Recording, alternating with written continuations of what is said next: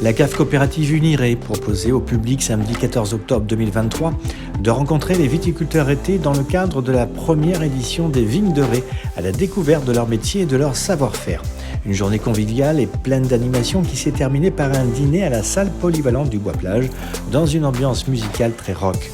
Île de Ré TV est allé rencontrer un agriculteur viticulteur du Bois-Plage, Jonathan Henry, afin d'évoquer son travail quotidien de la terre qui nécessite aussi un sérieux investissement en matière d'engins agricoles qui sont essentiellement fabriqués en France et en Vendée, très pratique lorsqu'il y a des pièces à changer.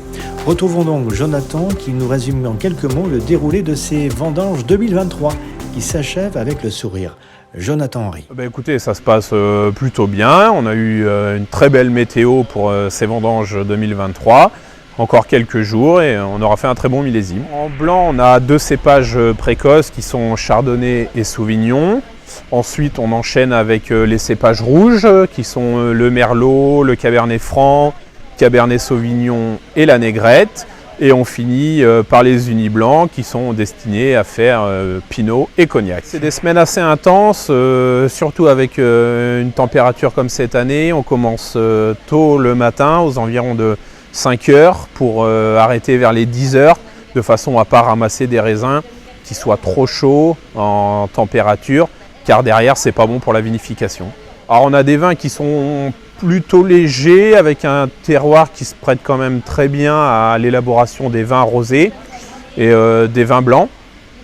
Et aussi on a une bonne partie du terroir qui est idéal pour faire des cognacs. Après on a aussi des méthodes culturales, on a des densités de plantation qui sont quand même plus élevées que sur le reste des vins de pays charentais.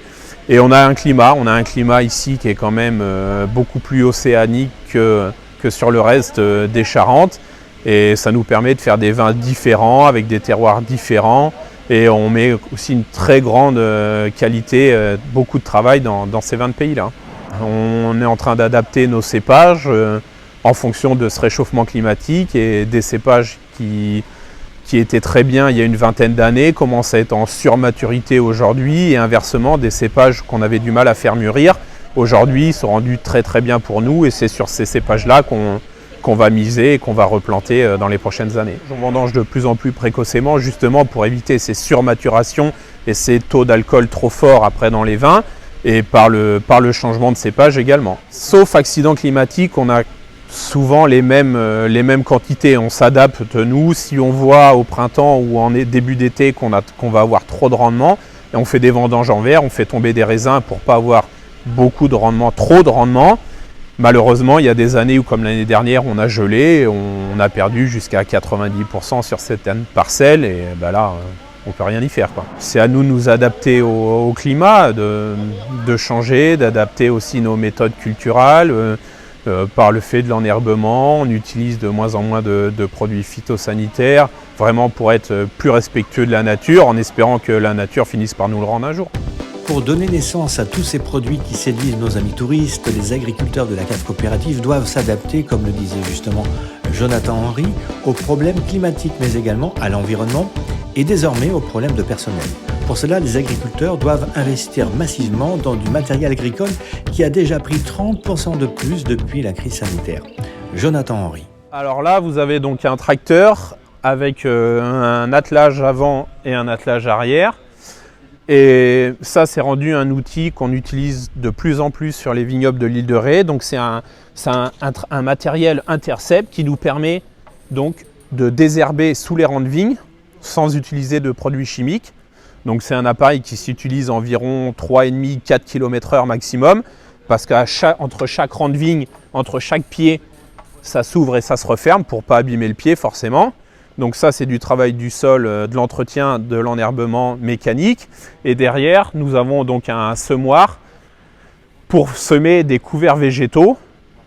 Sorti des vendanges, on sème de l'herbe avec des bonnes valeurs pour avoir un enherbement l'hiver, pour ne pas avoir nos sols nus. Et c'est des plantes qui captent de l'azote dans le sol, et lors de la destruction de ces végétaux au printemps, ça libérera de l'azote dans le sol et on n'aura pas besoin d'en rapporter de l'azote chimiquement sur nos parcelles.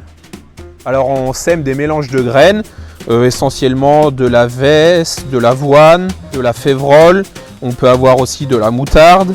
Et tout ça, c'est des éléments qui captent naturellement l'azote et qui permettent de le restituer au sol au printemps, quand la vigne en a besoin. Le matériel d'Intercept pour le labour des vignes, environ 10 000 €.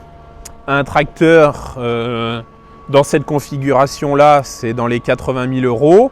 Et derrière, le semoir pour les couverts végétaux, c'est 18 000 €. Alors ça, c'est un pulvérisateur confiné avec panneau récupérateur. Donc en fait, ça permet de traiter les vignes avec des produits phytopharmaceutiques. Et en fait, vous avez un flux d'air qui vient devant, vous avez un flux d'air derrière, et la pulvérisation du produit se fait entre les deux. Donc tout ce qui n'a pas atteint la vigne, tout ce qui n'a pas été sur une feuille, traverse, est pris dans ce flux d'air, est récupéré par ces panneaux, coule, et ensuite c'est repris par une pompe, et ça repart dans la cuve, et ainsi de suite, jusqu'à temps qu'il n'y ait plus de produit, ce qui vous permet d'économiser jusqu'à 50-70% du produit, selon l'évolution de la vigne.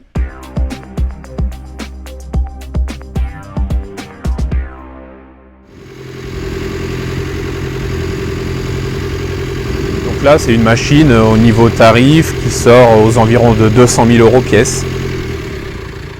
Grâce à cette journée porte ouverte organisée par la cave coopérative du Bois-Plage, le public a pu échanger avec ces agriculteurs rétés dans le but de mieux comprendre leur travail et leur savoir-faire. Cette première édition des Vignes en Ré sera reconduite en 2024 et si vous venez sur l'île de Ré, n'hésitez pas à déguster nos produits locaux dont le vin de l'île de Ré à consommer, je vous le rappelle, avec modération. Merci à Jonathan Henry ainsi qu'à toute l'équipe de la coopérative viticole pour leur accueil sympathique. Ce reportage a été réalisé par Stéphane Nadous pour Île de Ré TV.